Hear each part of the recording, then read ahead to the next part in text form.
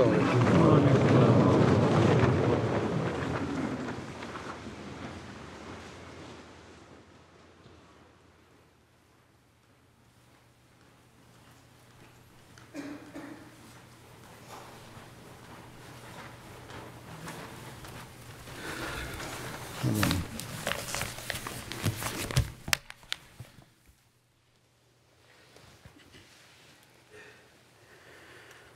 اللہ اکبر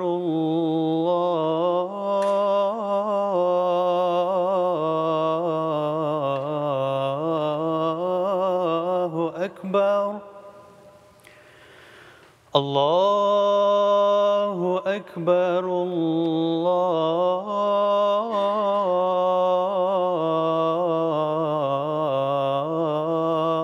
اللہ اکبر اشہد ان لا الہ الا اللہ اشہد ان لا الہ الا اللہ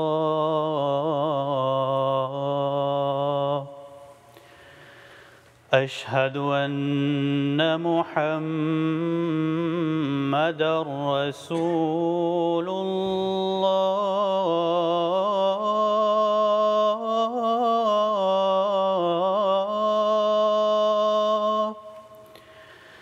اشہد ان محمدا رسول اللہ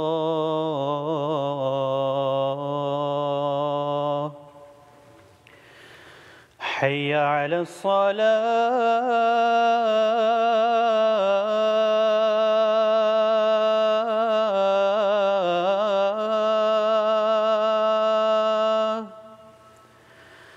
حی علی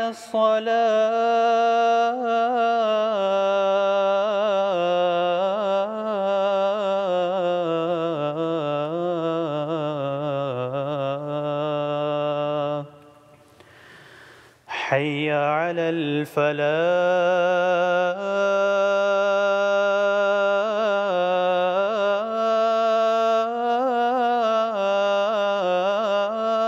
الفلاح حی علی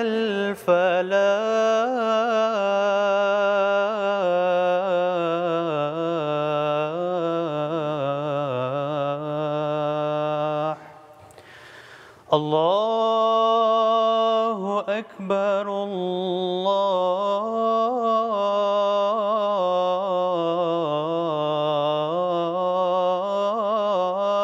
اکبر لا الہ الا اللہ.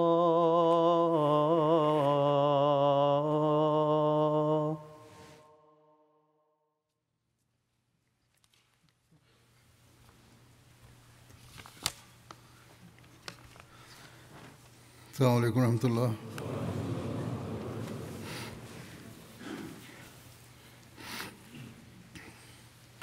أشهد أن لا إله إلا الله وحده لا شريك له وأشهد أن محمدا عبده ورسوله أما بعد فأعوذ بالله من الشيطان الرجيم بسم الله الرحمن الرحيم الحمد لله رب العالمين الرحمن الرحيم مالك يوم الدين إياك نعبد وإياك نستعين اهدنا الصراط المستقيم صراط الذين أنعمت عليهم غير المغضوب عليهم ولا الضالين.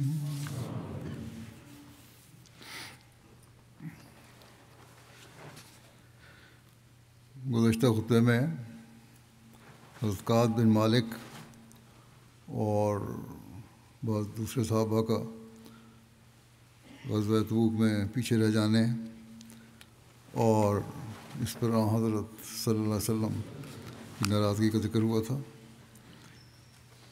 اس بارے میں حضرت مسلم موعود نے بھی ذکر فرمایا ہے اور اس حوالے سے جماعت کو نصیحت بھی کی ہے. آپ فرماتے ہیں کہ حدیث میں آتا ہے کہ 3 مومن بھی اس جنگ میں شامل نہ ہوئے تھے. ان میں سے ایک کا طویل بیان حدیث میں آتا ہے. وہ فرماتے ہیں یعنی وہ صحابی کہ جب میں رسول اللہ صلی اللہ علیہ وسلم کی واپسی کے بعد آپ کے پاس پہنچا تو میں نے لوگوں سے دریافت کیا کہ سناؤ پیچھے رہنے والے اور بھی کوئی آئے ہیں یا نہیں، اور انہوں نے کیا کیا طریق معذرت کا اختیار کیا ہے اور ان سے کیا سلوک ہوا ہے. انہوں نے بتایا کہ لوگ آتے ہی عذر معذرت کرتے ہیں اور کہتے ہیں کہ یا رسول اللہ صلی اللہ علیہ وسلم ہماری معافی کے لیے دعا کر دیں. آپ ان کے لیے دعا کر دیتے ہیں. وہ کہتے ہیں مجھے خیال آیا یعنی یہ صحابی حضرت کعب کہ میں بھی کوئی عذر کر دوں اور سرزنش سے چھوٹ جاؤں، مگر پھر مجھے خیال آ گیا اور میں نے صحابہ سے پوچھا کہ کون کون لوگ آ چکے ہیں. انہوں نے بس نام لیے تو سب منافق تھے. صرف 2 مومنوں کا نام انہوں نے لیا اور بتایا کہ انہوں نے کوئی عذر نہیں کیا بلکہ اپنی غلطی کا اقرار کیا. تب میں نے دل میں کہا کہ میں منافقوں کے ساتھ کیوں شامل ہوں. بہتر ہے کہ ایسے عذر پیش کرنے کے بجائے جو حقیقتاً عذر نہیں کہلا سکتے صاف کہہ دوں کہ غلطی ہو گئی، آپ جو چاہیں مجھ سے معاملہ کریں. چنانچہ یہ خیال آنے پر میں نے اقرار جرم کا فیصلہ کر لیا اور اس طرح اللہ تعالیٰ نے مجھے منافقوں کے ساتھ شامل ہونے سے بچا لیا. چنانچہ میں گیا اور رسول کریم صلی اللہ علیہ وسلم سے صاف طور پر کہہ دیا کہ میری سستی اور غفلت تھی کہ میں غزوے میں شامل نہ ہوا، ورنہ کوئی حقیقی عذر نہیں تھا. اس پر رسول کریم صلی اللہ علیہ وسلم نے فرمایا کہ جب تک اللہ تعالیٰ کا حکم تمہارے متعلق نہ آئے تم سے قطع تعلق کیا جائے گا. اس صحابی کا نام کعب بن مالک تھا. وہ بیان کرتے ہیں کہ ہمیں اس حکم سے سخت تکلیف پہنچی کیونکہ مدینے میں سب مسلمان ہی تھے اور جو منافق تھے ان میں سے بھی کسی کو جرأت نہ تھی کہ ان سے بات چیت کرے. یہ ذکر ساری بات کی مختصر میں نے بیان کی ہے، تفصیل پچھلے خطبے میں بیان کر چکا ہوں. آپ نے خطبے میں یہ بیان فرمایا تھا اور پھر اس حوالے سے جیسا کہ میں نے کہا جماعت کو نصیحت بھی کی تھی. آپ فرماتے ہیں حضرت مسلم موعود کہ یہاں تو میں نے دیکھا ہے یعنی قادیان میں 1936 کی بات ہے یہ کہ جن لوگوں سے بات چیت سے منع ہے یعنی سزا ملتی ہے جن کو، وہ محلوں میں احمدیوں کے مکانوں پر بھی چلے جاتے ہیں. محلے والے معلوم نہیں سوئے رہتے ہیں کہ ان کو پتہ ہی نہیں لگتا. یہاں کے بعض احمدی سانپوں کو پالتے ہیں مگر وہ یاد رکھیں کہ یہ سانپ نہ خدا کو ڈس سکتے ہیں نہ اس کے رسول کو اور نہ خلیفہ کو. یہ انہی کو ڈسیں گے جو ان کو پالتے ہیں. ہم تو اللہ تعالیٰ کے فضل سے محفوظ ہیں کیونکہ جسے اللہ تعالیٰ اپنی حفاظت میں لے لے اسے کون ڈس سکتا ہے. یہ انہی کو ڈسیں گے جنہیں وہ ڈس سکتے ہیں اور افسوس کہ وہ دیکھتے ہوئے ان سانپوں کی حرکات پر اغماض سے کام لیتے ہیں. اس زمانے میں بعض فتنے اٹھے تھے جس کی وجہ سے آپ کو یہ کہنا پڑا تھا. غرض مدینہ میں آگے فرماتے ہیں کہ غرض مدینہ میں کوئی منافق بھی ان سے بات چیت نہ کر سکتا تھا. کعب بن مالک بیان کرتے ہیں کہ اس حکم کے چند دن کے بعد معلوم ہوا کہ رسول کریم صلی اللہ علیہ وسلم نے فرمایا کہ بیوی بچے بھی ان لوگوں سے جدا ہو جائیں. ہم تینوں میں سے ایک صحابی بوڑھے تھے، ان کی بیوی رسول کریم صلی اللہ علیہ وسلم کے پاس گئی اور عرض کیا کہ یا رسول اللہ صلی اللہ علیہ وسلم، میرا خاوند تو پہلے ہی مر چکا ہے، نہ کھانا کھاتا ہے نہ سوتا ہے، پھر وجہ ضعیف العمر ہونے کے ہر وقت مدد کا محتاج ہے، میاں بیوی کے تعلقات کے قابل تو وہ پہلے ہی نہ تھا، اور اگر آپ اجازت دیں تو میں کھانے پینے میں اس کی مدد کر دوں۔ آپ نے فرمایا اچھا اتنی اجازت ہے۔ اس پر مجھے خیال آیا، حضرت کعب کہتے ہیں مجھے خیال آیا کہ میں بھی کیوں نہ اپنے لیے ایسی اجازت حاصل کرنے کا انتظام کروں، مگر پھر خیال آیا کہ وہ بوڑھا ہے، میں جوان ہوں، میرے لیے ایسا کرنا مناسب نہیں۔ اس پر میں نے بیوی سے کہا کہ تو میکے چلی جا، ایسا نہ ہو کہ میں تجھے بلاؤں اور تو جواب دے دے۔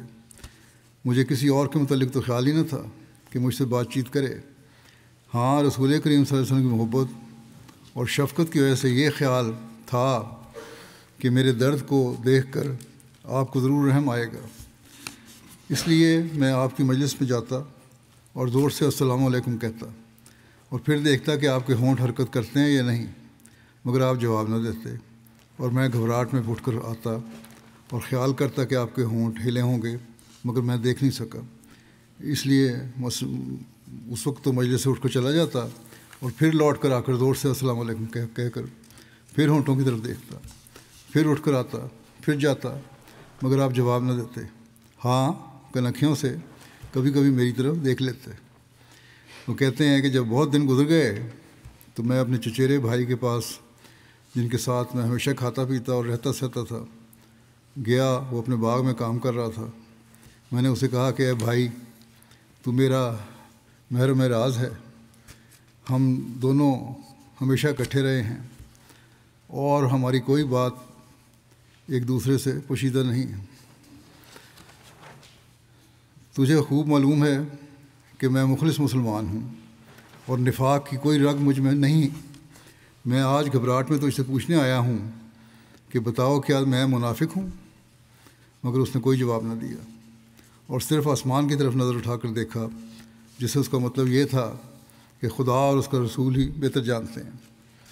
وہ کہتے ہیں کہ جب ایسے بھائی نے، جو میرا مہر راز تھا، مجھے یہ جواب دیا تو میں نے محسوس کیا کہ زمین مجھ پر تنگ ہو گئی ہے، اور میں گھبرا کر باغ کی دیوار پھلانگ کر باہر آ گیا اور دیوانہ وار شہر کی طرف چل پڑا۔ جب شہر کے پاس پہنچا تو ایک شخص میرے قریب آیا اور پوچھا کہ کیا تو فلاں شخص ہے؟ میں نے کہا ہاں۔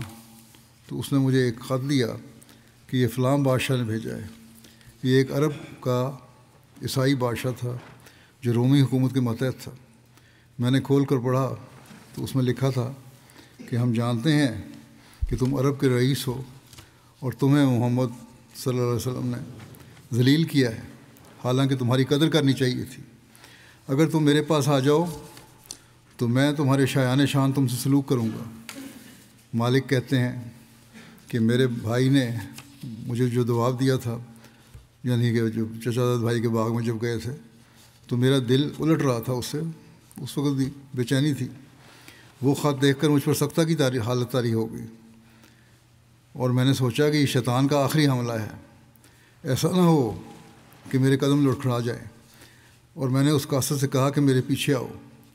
ایک جگہ ایک آدمی بھٹی جلا رہا تھا، میں نے اس خط کو پردے کر کے اس میں ڈال دیا آگ میں، اور اس سے کہا کہ اپنے بادشاہ سے کہہ دینا کہ اس کا جواب یہ ہے۔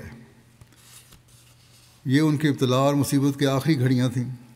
آخر اللہ تعالیٰ نے رحم کیا اور رسول کریم صلی اللہ علیہ وسلم کو فرمایا کہ ان کی غلطی معاف کر دی جائے۔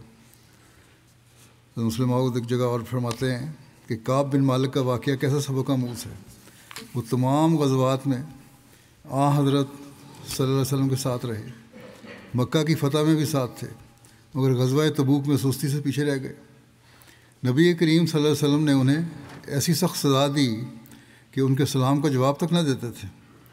تمام مسلمانوں کو کلام کرنے سے روک دیا، حتیٰ کہ بیوی کو بھی الگ کر دیا۔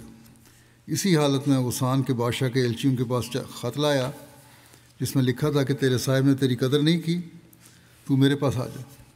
انہوں نے یہ کہہ کر کہ یہ شیطان کا آخری حملہ ہے، خط کو تنور میں ڈال دیا اور ایلچی کو کہا کہ اپنے بادشاہ کو یہ پیغام پہنچا دینا، مگر فرماتے ہیں مسلمہ کہ آج کل کے لوگ ہیں جماعت میں، اس کو حالت تھی اس وقت کہ اگر کچھ پاس پرس کی جائے، جواب طلبی کی جائے، تو وہ کہتے ہیں کہ ہماری خدمات کا لحاظ نہیں رکھا، ہماری قدر نہیں کی گئی۔ یاد رکھنا چاہیے کہ انتظام الگ چیز ہے اور کام کرنا الگ چیز، اور انتظام قائم رکھنے کے لیے جو غلطی کرتا ہے اس سے پوچھا جاتا ہے، خواہ وہ کوئی ہو۔ بس خدا کے حکم کے متحد دین کے لیے ایسی کوششیں کرو کہ شیطان کو بھگا دو، مگر اس لیے ہرگز نہ کرو کہ وہ تمہاری تعریف کی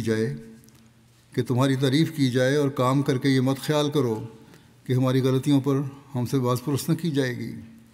پھر خدا پر احسان مت جتاؤ، مننے و اعضاء سے کام نہ لو، تمام ذرائع سے اسلام کی خدمت کرو۔ احسان نہ جتاؤ بلکہ خدمت کرو، یہ جذبہ ہونا چاہیے اللہ کو راضی کرنے کا۔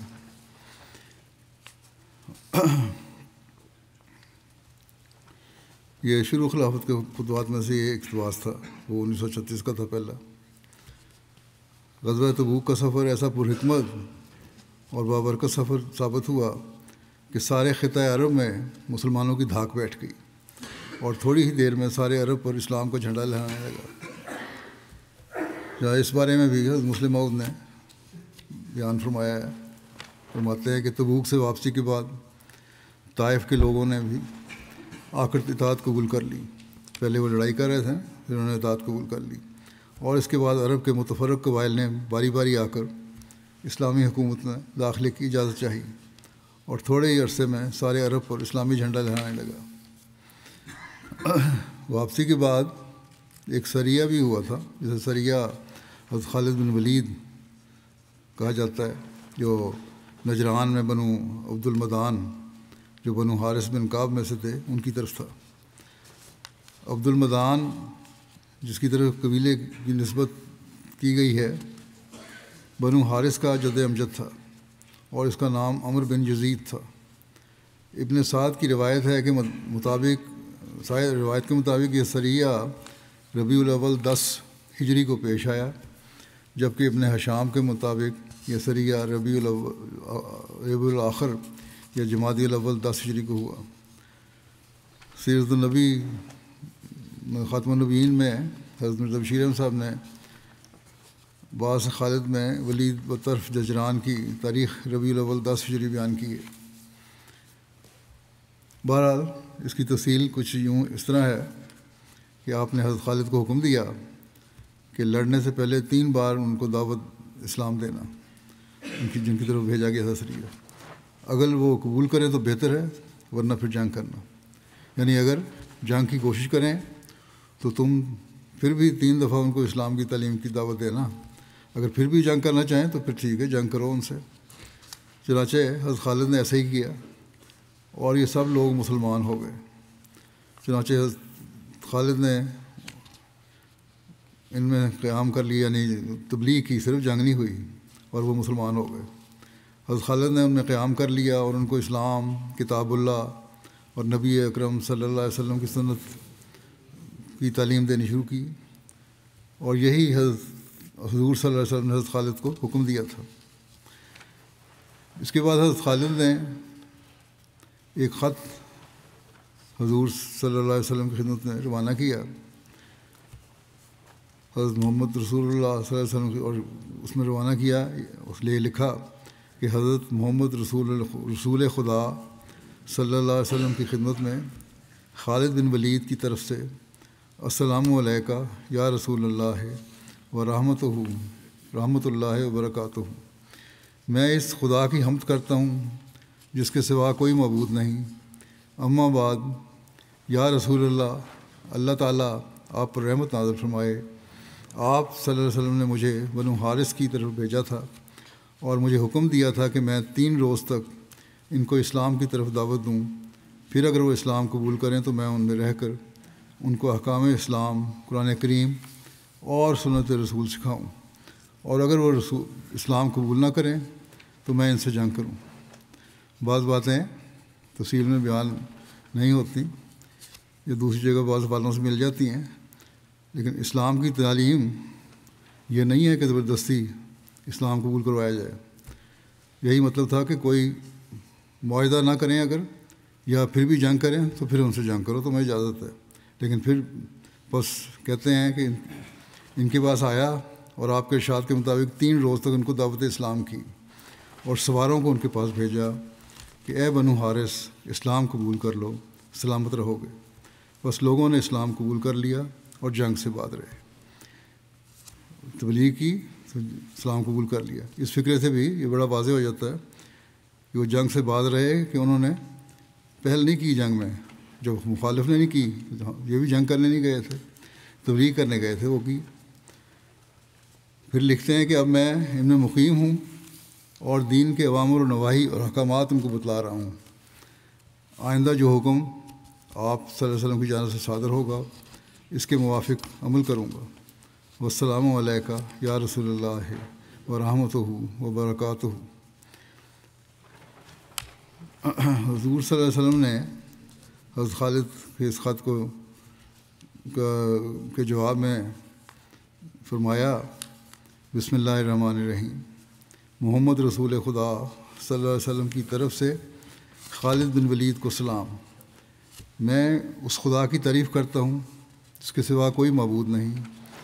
اما بعد تمہارا خط ما قاصد ہمارے پاس پہنچا اور معلوم ہوا کہ بنو حارث نے اسلام قبول کر لیا ہے اور جنگ سے پہلے لا الہ الا اللہ ہو محمد رسول اللہ کی گواہی دی، اور یہ خدا کی ہدایت ہے جو اس نے ان کے شامل حال فرمائی.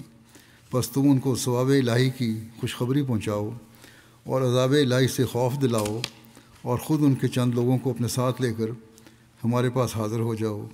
والسلام علیکہ ورحمۃ اللہ وبرکاتہ. حضرت خالد نے اس فرمان کو دیکھ کر بنو حارث کے چند افراد کو ساتھ لے کر رسول اللہ صلی اللہ علیہ وسلم کی خدمت میں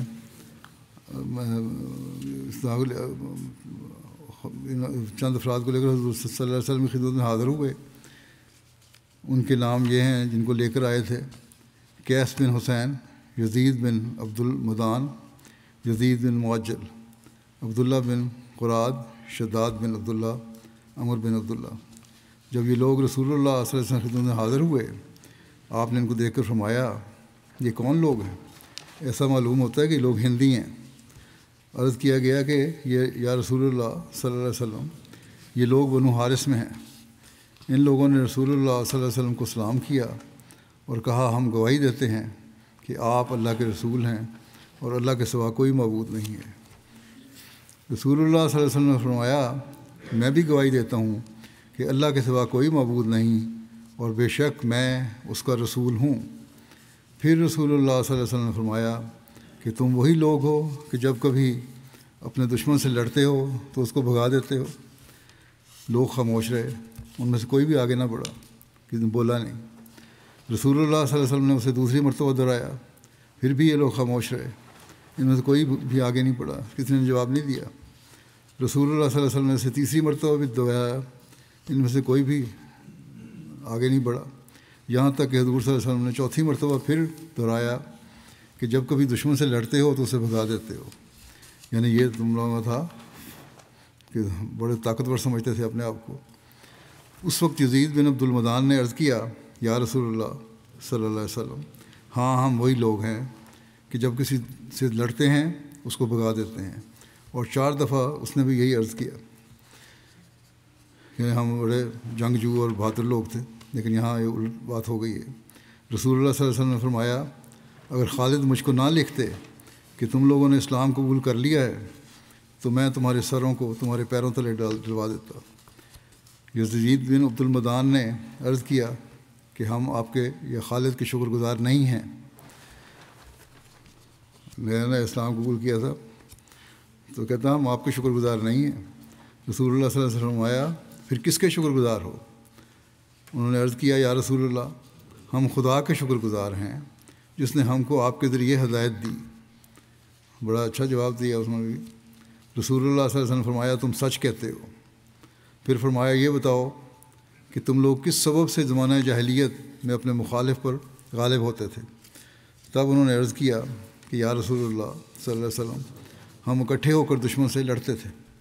یہ سمجھتے تھے کہ ہم ایک ہو کر لڑیں گے، اس لیے ہمیں بہرحال فتح ہوگی اور ہم پہ کوئی فتح نہیں پا سکتا۔ جب اسلام آیا اور اسلام نے سب قبائل کو ایک کر دیا اور مختلف قبائل بھی ایک جان ہو گئے، تو اب ان کو سمجھ آئی کہ یہ لوگ بھی اکٹھے ہیں، اور بہتری اسی میں ہے کہ ہم ان سے جنگ نہ کریں، بلکہ نہ صرف جنگ نہ کریں بلکہ اسلام بھی قبول کر لیں، کیونکہ یہی سچا مذہب ہے۔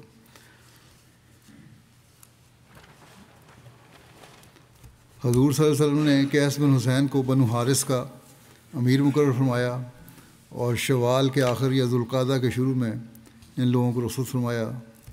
لوگوں کے اپنے قوم میں پہنچنے کے 4 مہینے بعد رسول اللہ صلی اللہ علیہ وسلم کا انتقال ہو گیا۔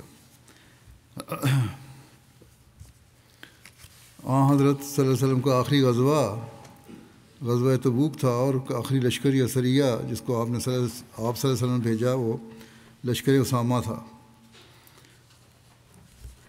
لشکر اسامہ کی تفصیل ان کے ذکر میں اور حضرت ابوبکر رضی اللہ عنہ کے ذکر میں پہلے بیان ہو چکی ہے، تاہم مختصراً کچھ پس منظر کے ساتھ یہاں بیان کر دیتا ہوں۔ بخاری کی روایت ہے، حضرت انس بن مالک سے روایت ہے کہ نبی کریم صلی اللہ علیہ وسلم نے لوگوں کو حضرت زید اور حضرت جعفر اور حضرت عبداللہ بن رواحہ کی موت کی خبر دی، بیشتر اس کے کہ لوگوں کے پاس ان سے متعلق کوئی خبر آئی۔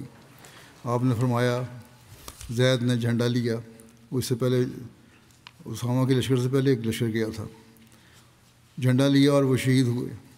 پھر جعفر نے پکڑا اور وہ بھی شہید ہو گئے۔ پھر ابن رواحہ نے جھنڈے کو پکڑا اور وہ بھی شہید ہو گئے، اور آپ کی آنکھیں آنسو بہا رہی تھیں۔ آخر اللہ کی تلواروں میں سے ایک تلوار خالد بن ولید نے جھنڈا لیا، یہاں تک کہ اللہ نے اسے ان مخالفین پر فتح دی۔ حجۃ الوداع سے واپسی پر نبی کریم صلی اللہ علیہ وسلم جب مدینہ منورہ واپس پہنچے، اس وقت جنوب کی طرف سے اہل مدینہ کو کسی دشمن کا خطرہ باقی نہیں رہا تھا، لیکن شمال سے اہل روم کی طرف سے اب بھی خطرہ باقی تھا، کیونکہ ان عیسائیوں کو ابھی تک اپنی قوت اور بڑا ناز تھا، اس لیے کسی وقت بھی ان کی طرف سے حملہ ہو سکتا تھا۔ اور ویسے بھی جنگ موتا کے شہداء کا قصاص بھی باقی تھا، کیونکہ اس جنگ میں حضرت خالد بن ولید کی مہارت کی بنا پر مسلمانوں کا لشکر واپس مدینہ آنے میں کامیاب ہوا تھا۔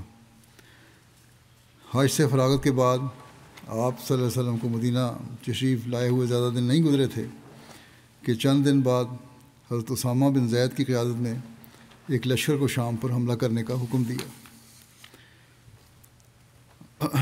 لشکر اسامہ کی تیاری رسول اللہ صلی اللہ علیہ وسلم کی وفات سے 2 روز قبل بروز ہفتہ مکمل ہوئی، اور اس کا آغاز آپ کی بیماری سے قبل ہو چکا تھا۔ آپ نے ماہ سفر کے آخر میں رومیوں سے جنگ کی تیاری کا حکم دیا۔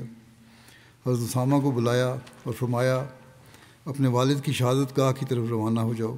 حضرت زید کو جہاں شہید کیا گیا تھا ان سے پہلی جنگ میں، آپ نے فرمایا کہ وہاں جاؤ اور انہیں گھوڑوں یعنی دشمنوں کو گھوڑوں سے رونڈ ڈالو، میں نے تم کو اس لشکر کا امیر مقرر کیا ہے۔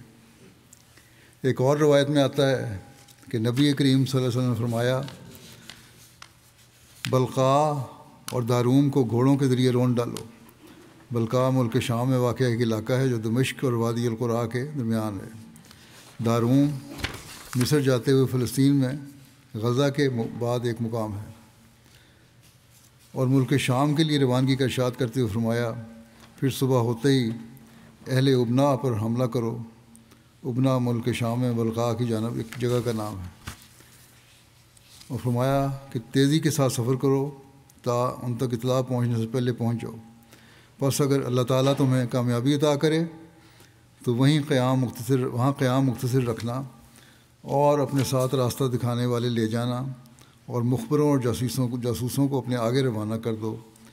نبی کریم صلی اللہ علیہ وسلم نے حضرت اسامہ کے لیے اپنے ہاتھ سے ایک جھنڈا باندھا، پھر کہا اللہ کے نام کے ساتھ اس کی راہ میں جہاد کرو اور اس سے جنگ کرو جس نے اللہ کا انکار کیا، اور دھوکہ نہ دو، بچوں اور عورتوں کو قتل نہ کرو، اور دشمن سے مقابلہ کی تمنا نہ کرو۔ یہ فقرہ بھی دشمن کے خطرے کے مقابلے کی طرف اشارہ کرتا ہے کہ دشمن اگر حملہ کرے تو کرنا ہے، لیکن تم نے مقابلے کی تمنا نہیں کرنی دشمن سے۔ پس فرمایا کہ بے شک تمہیں معلوم نہیں، شاید تم اس کی وجہ سے آزمائے جاؤ، لیکن تم یہ کہو کہ اے اللہ تو ہمیں ان کے مقابلے میں کافی ہو جیسا تو چاہے، اور ان کی جنگ کو ہم سے دور کر دے۔ یہ دعا بھی سکھائی کہ جنگ ضروری نہیں ہے، جنگ ٹل سکتی ہے تو ٹالو، بس اگر ان کی تمہارے ساتھ مٹ بھیڑ ہو جائے، لیکن پھر بھی اگر جنگ ہو جائے اور وہ اکٹھے ہو کر شور کریں تو تمہارے اوپر وقار اور خاموشی لازم ہے، پھر خاموشی سے اور وقار سے جنگ کرو، اور تم آپس میں نہ جھگڑو ورنہ تم بزدل ہو جاؤ گے اور تمہارا روب و دبدبہ جاتا رہے گا۔ اکائی پیدا کرو اپنے اندر، اور تم کہو اے اللہ ہم تیرے بندے ہیں اور وہ بھی تیرے بندے ہیں، ہماری پیشانیاں اور ان کی پیشانیاں تیرے قبضہ قدرت میں ہیں، اور تو ہی ان سے کافی ہو سکتا ہے، اور تم جان لو کہ جنت تلواروں کے سائے کے نیچے۔ حضرت اسامہ حضرت صلی اللہ علیہ وسلم کے ہاتھ سے بندھا ہوا جھنڈا لے کر نکلے اور اس سے حضرت بریدہ بن حصیب کے سپرد کیا اور جرف مقام پر لشکر کو جمع کیا۔ جرف مدینہ سے 3 میل شمال کی جانب ایک جگہ ہے۔ مہاجرین اور انصار کے معززین میں سے کوئی ایسا شخص بھی باقی نہ بچا مگر اس کو اس جنگ کے لیے بلا لیا گیا۔ ان میں حضرت ابوبکر، حضرت عمر، حضرت ابو عبیدہ بن جراح، حضرت سعد بن ابی وقاص، حضرت سعید بن زید، حضرت قتادہ بن نعمان، حضرت سلمہ بن اسلم شامل تھے۔ سب کو حضرت اسامہ کے متحد کیا۔ کچھ لوگوں نے باتیں شروع کر دیں اور کہا کہ یہ لڑکا اولین مہاجرین پر امیر بنایا جا رہا ہے، اتنے بڑے بڑے صحابہ ہیں، ان کو لڑکے کو امیر بنا دیا۔ اس بات پر رسول اللہ صلی اللہ علیہ وسلم سخت ناراض ہوئے۔ اب تک بات پہنچی، آپ نے اپنے سر کو ایک رومال سے باندھا ہوا تھا اور آپ ایک چادر اوڑھے ہوئے تھے۔ آپ ممبر پر چڑھے اور اللہ کی حمد و ثنا بیان کی، پھر فرمایا اے لوگو، تم میں سے بعض کی گفتگو اسامہ کو امیر بنانے کے متعلق مجھے پہنچی ہے۔ اگر میرے اسامہ کو امیر بنانے پر تم نے اعتراض کیا ہے تو اس سے پہلے اس کے باپ کو میرے امیر مقرر کرنے پر بھی تم اعتراض کر چکے ہو۔ خدا کی قسم وہ بھی امارت کے لائق تھا، اور اس کے بعد اس کا بیٹا بھی امارت کے لائق ہے۔ وہ ان لوگوں میں سے تھا جو مجھے سب سے زیادہ محبوب تھے، اور یقیناً یہ دونوں ایسے ہیں کہ ان کے بارے میں ہر قسم کی نیکی اور بھلائی کا خیال کیا جا سکتا ہے۔ بس اس یعنی اسامہ کے لیے خیر کی نصیحت پکڑو، کیونکہ یہ تم سے بہترین لوگوں میں سے ہے، تم میں سے بہترین لوگوں میں سے ہے۔ وہ مسلمان جو اسامہ کے ساتھ روانہ ہو رہے تھے، وہ رسول اللہ صلی اللہ علیہ وسلم کو الوداع کر کے جرف کے مقام پر لشکر میں شامل ہونے کے لیے چلے جاتے۔ رسول اللہ صلی اللہ علیہ وسلم کی بیماری بڑھ گئی، لیکن آپ تاکید فرماتے رہے کہ لشکر اسامہ کو بھجواؤ، یہ بہرحال جائے گا۔ اتوار کے دن رسول اللہ صلی اللہ علیہ وسلم کا درد اور زیادہ ہو گیا۔ حضرت اسامہ لشکر میں سے واپس آئے تو آپ بے ہوشی کی حالت میں تھے۔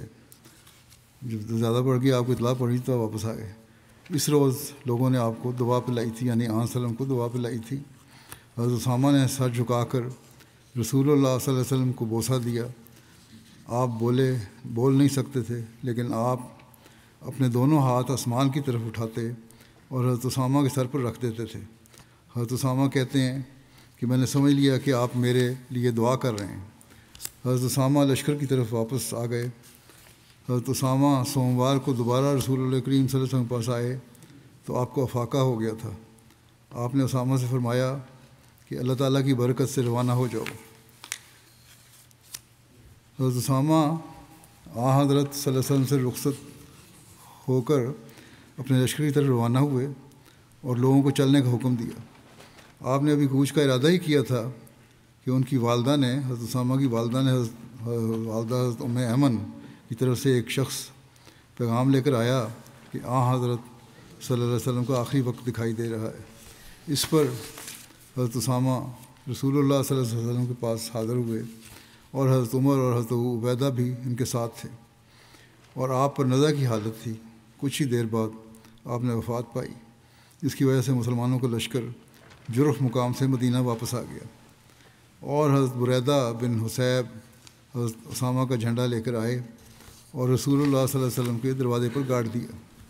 ایک روایت کے مطابق جب حضرت اسامہ کا لشکر ذو خشب میں تھا تو رسول اللہ صلی اللہ علیہ وسلم کی وفات ہو گئی تھی۔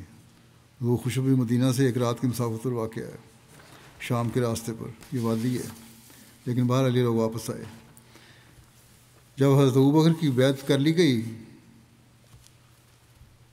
آپ صلی اللہ علیہ وسلم کے وصال کے بعد، تو حضرت ابوبکر نے حضرت بریدہ بن حصیب کو حکم دیا کہ جھنڈا لے کر اسامہ کے گھر جاؤ کہ وہ اپنے مقصد کے لیے روانہ ہوں۔ حضرت بریدہ جھنڈے کو لشکر کی پہلی جگہ پر لے آئے۔ یہ اس لشکر کی تعداد 3000 بیان کی جاتی ہے، جن میں سے 1000 گھوڑ سوار تھے، اور ایک دوسری روایت کے مطابق حضرت اسامہ بن زید کو 700 آدمیوں کے ساتھ شام کی طرف بھیجا گیا تھا۔ ایک روایت میں آتا ہے کہ رسول اللہ صلی اللہ علیہ وسلم کی وفات کے دوسرے روز حضرت ابوبکر نے منادی کرا دی کہ اسامہ کی مہم پایہ تکمیل کو پہنچے گی۔ اسامہ کے لشکر میں سے کوئی شخص بھی مدینہ میں باقی نہ رہے مگر یہ کہ وہ سب جرف میں ان کے لشکر سے جا ملیں۔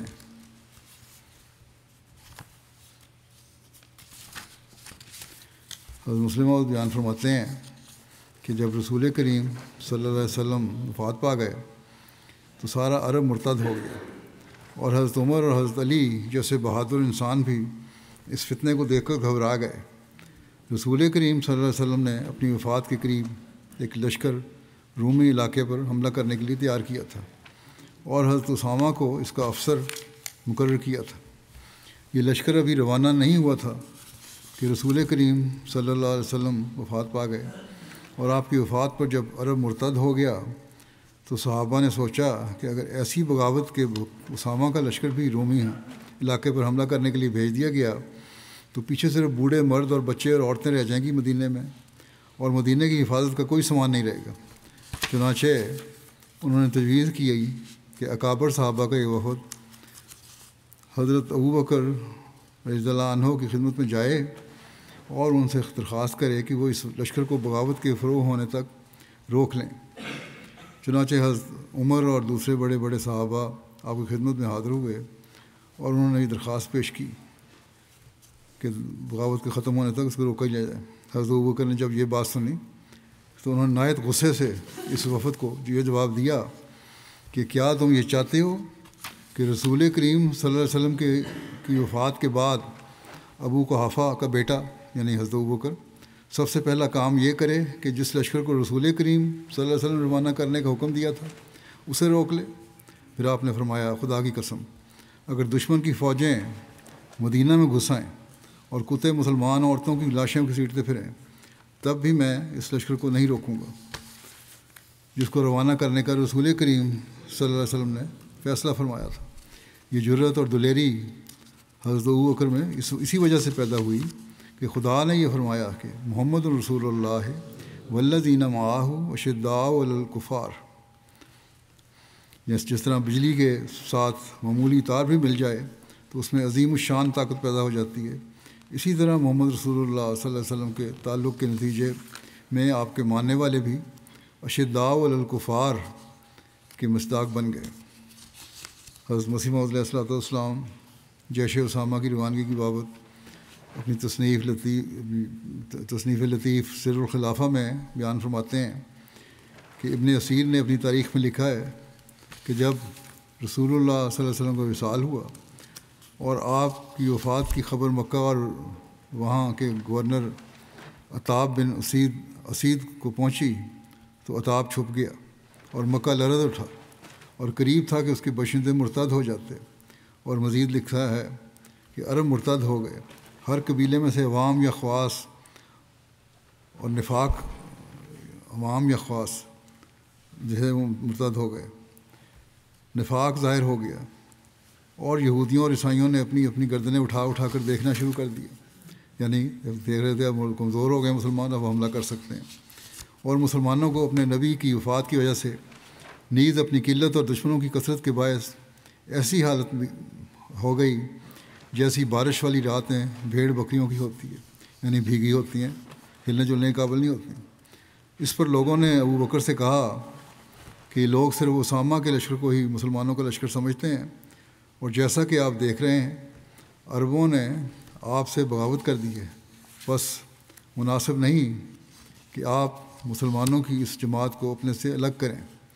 اس پر حضرت ابوبکر نے فرمایا، اس ذات کی قسم جس کے قبضہ قدرت میں میری جان ہے، اگر مجھے اس بات کا یقین بھی ہو جائے کہ درندے مجھے اچک لیں گے، تب بھی میں رسول اللہ صلی اللہ علیہ وسلم کے حکم کے مطابق اسامہ کے لشکر کو ضرور بھیجوں گا۔ جو فیصلہ رسول اللہ صلی اللہ علیہ وسلم نے فرمایا ہے میں اسے منسوخ نہیں کر سکتا۔ الغرض آپ نے آن رسول اللہ کے حکم کو کما حقہ قائم رکھا اور نافذ فرمایا، اور جو صحابہ حضرت اسامہ کے لشکر میں شامل تھے انہیں واپس لشکر میں شامل ہونے کا ارشاد فرمایا۔ آپ نے فرمایا کہ ہر وہ شخص جو پہلے اسامہ کے لشکر میں شامل تھا اور اسے رسول اللہ صلی اللہ علیہ وسلم اس میں شامل ہونے کا ارشاد فرمایا، اسے رسول اللہ صلی اللہ علیہ وسلم نے اس میں شامل ہونے کا ارشاد فرمایا تھا، وہ ہرگز پیچھے نہ رہے، اور نہ ہی میں اسے پیچھے رہنے کی اجازت دوں گا۔ اسے خواہ پیدل بھی جانا پڑے وہ ضرور ساتھ جائے گا، تو کوئی ایک بھی اس سے پیچھے نہ رہا، یعنی سب چل پڑے۔ بہرحال حضرت ابوبکر کا اس لشکر کو روانہ کرنے کے بارے میں لکھا ہے کہ جب حضرت ابوبکر کے حکم کے مطابق جیش اسامہ جرف کے مقام پر اکٹھا ہو گیا تو حضرت ابوبکر وہاں خود تشریف لے گئے، اور آپ نے وہاں جا کر لشکر کا جائزہ لیا اور اس کو ترتیب دی۔ اس بارے میں یہ بھی ذکر ملتا ہے کہ حضرت ابوبکر نے حضرت اسامہ سے کہا کہ اگر آپ مناسب سمجھیں تو حضرت عمر کو میرے کاموں میں معاونت کے لیے چھوڑ دیں، کیونکہ اس میں حضرت عمر بھی شامل تھے لشکر میں۔ تو حضرت اسامہ نے اجازت دے دی۔ اس واقعے کے بعد حضرت عمر جب بھی حضرت اسامہ سے ملتے، یہاں تک خلیفہ منتخب ہونے کے بعد بھی، تو آپ کو مخاطب ہو کر کہتے تھے، السلام علیکہ یا ایھا الامیر، کہ اے امیر السلام علیکم۔ اور اس کے جواب میں اسامہ بھی کہتے غفر اللہ لک۔ حضرت ابوبکر نے حضرت اسامہ کو اپنی ہدایت کے ساتھ یہ بھی فرمایا کہ رسول اللہ صلی اللہ علیہ وسلم نے جو تمہیں کرنے کا حکم دیا ہے وہ سب کچھ کرنا، رسول اللہ صلی اللہ علیہ وسلم کے احکام کی بجا آوری میں کسی قسم کی کوتاہی نہ کرنا۔ جنگ کی تفصیل تو پہلے بیان ہو چکی ہے، اسے میں چھوڑتا ہوں۔ یہ لشکر جیسا کہ آن صلی اللہ علیہ وسلم نے فرمایا تھا، آپ کامیاب ہو کر واپس آیا۔ دشمن تو یا قتل ہوا یا قیدی بن گیا۔ اس جنگ میں کسی مسلمان کا بھی کوئی جانی نقصان نہیں ہوا۔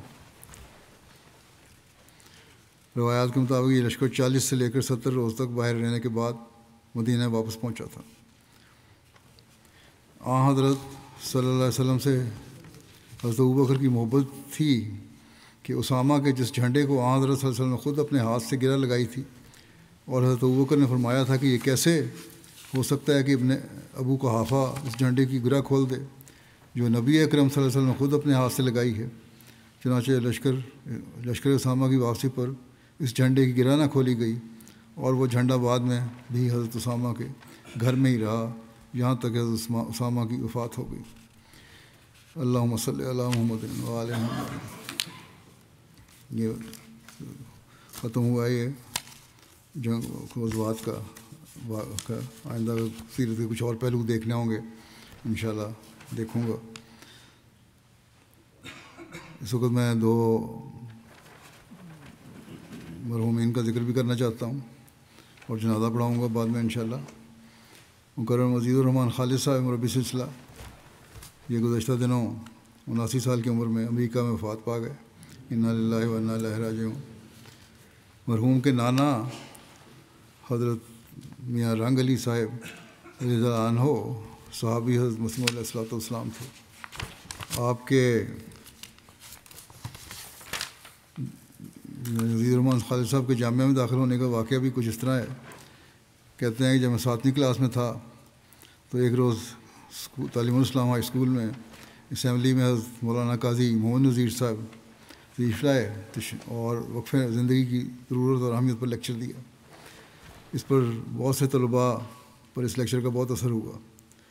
جب لیکچر ختم ہوا تو مرحوم کو زندگی وقف کرنے کا جذبہ ابھرا اور وہ سیدھے جامعہ میں گئے۔ وہاں مختصر انٹرویو کے بعد 1960 میں جامعہ میں ان کو داخلہ مل گیا اور 1969 میں جامعہ سے شاید کی ڈگری انہوں نے حاصل کی۔ جامعہ پاس کرنے کے بعد اس دوران جامعہ میں 9 سال کا عرصہ اس لیے بھی لگا کہ ان کا ایک ایکسیڈنٹ ہو گیا تھا ٹرین کا، جس کی وجہ سے بڑی چوٹیں آئی تھیں، 2 سال ضائع ہوئے، لیکن بہرحال انہوں نے ہمت نہیں ہاری اور زندگی بچ گئی۔ اور یہ کہا کرتے تھے اس لیے حضرت مسیح ثالث رحمۃ اللہ کی دعاؤں سے میری زندگی بچی ہے۔ ان کے بعد مبلغ بننے کے بعد Sierra, Nigeria, Ghana, Tanzania, Zanzibar, بیرونی ملکوں میں رہے۔ پاکستان میں مختلف جگہوں پہ مربی کے طور پر خدمات انجام لیتے رہے۔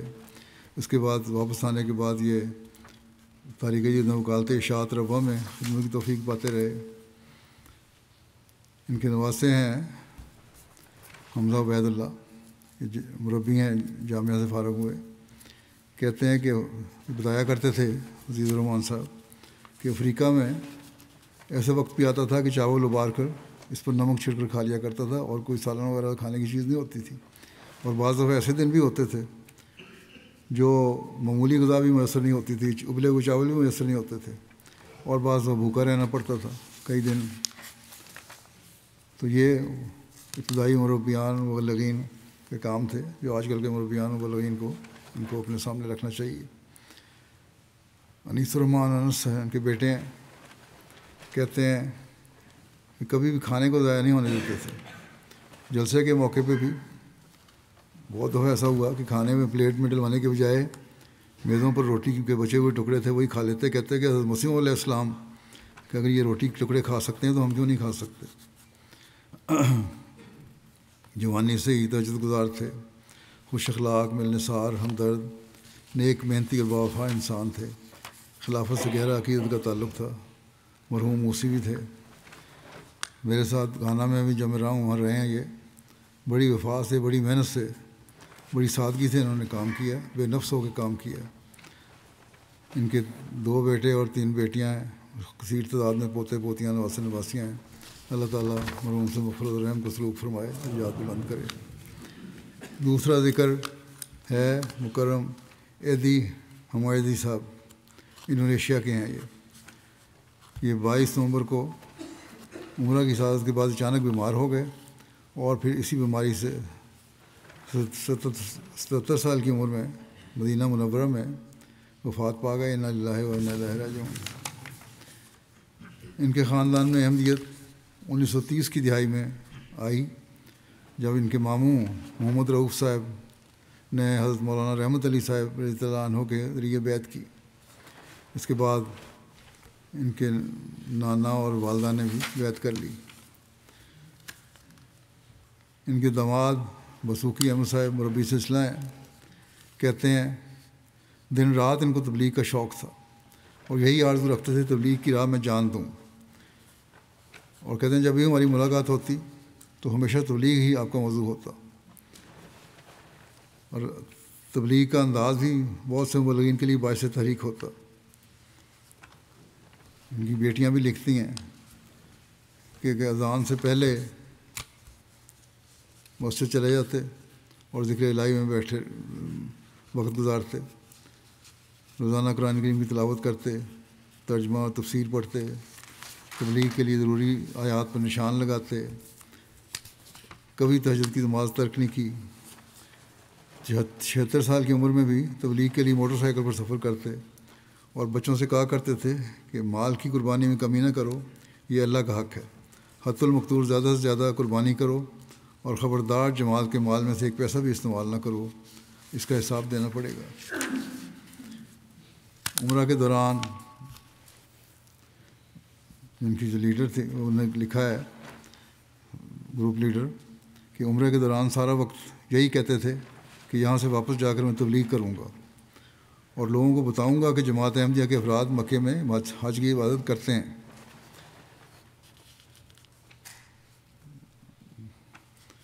ڈاکٹر نے وہاں ان کو دیکھا جب بیمار ہوئے ہیں تو اس نے خدا وفات بھی ہوئی، تو کہتے ہیں ان کو کہنے لگا ڈاکٹر خدا تعالیٰ کو ان کی نیکیاں پسند آ گئی ہیں جو جنت البقیع میں ندفین کی سعادت ملی، وہاں وفات ہوئی تو وہاں ان کی تدفین بھی وہیں ہوئی جنت البقیع میں. اب یہ ہمارے پاکستان میں احمدی اپنے احمدیوں کو قبرستان میں دفنانے نہیں دیتے، اور جو قریب کسی دوسرے مسلمان کی قبر ہو تو کہتے ہیں اس کے قریب نہیں آنا، اور ان کو اللہ تعالیٰ نے موقع دیا کہ جنت البقیع میں دفن ہوئے، اب جا کے وہاں سے بھی ان کی قبر اٹھوائیں.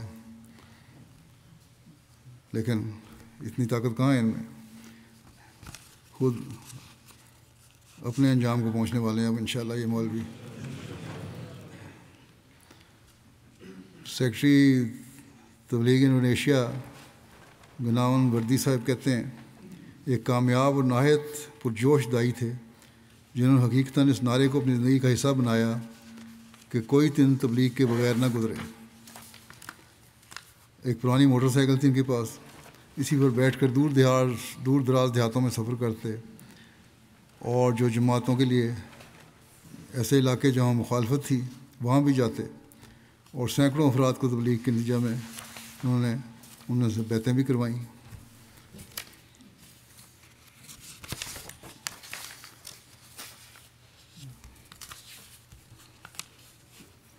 خلافت سے کہتے ہیں بہت زیادہ تعلق تھا، محبت تھی، پیار تھا. اللہ کے فضل سے موسی تھے.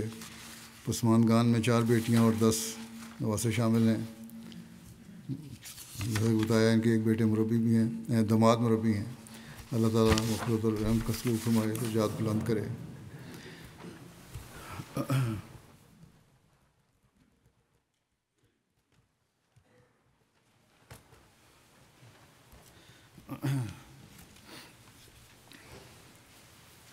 الحمد